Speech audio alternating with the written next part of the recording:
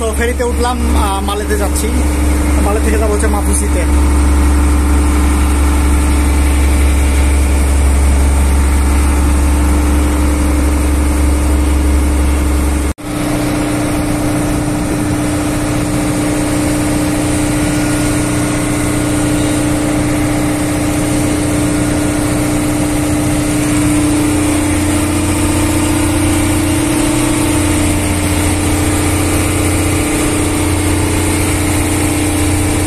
এই হলো মালে চলে আসলাম এয়ারপোর্ট থেকে।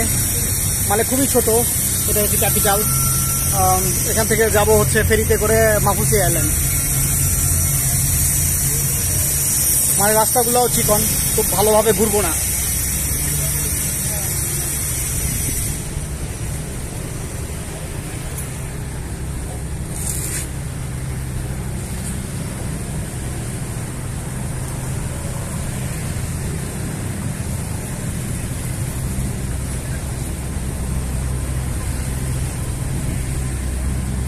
সিলুইস, এটা হচ্ছে যে ফেরিঘাট। এইখান থেকে যাব হচ্ছে মাফুসি আইল্যান্ড।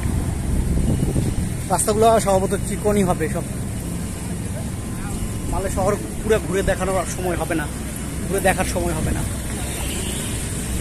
এই হচ্ছে মালের চিকন চিকন রাস্তা। একটু ঘুরে চলে যাব মাফুসি আইল্যান্ডে।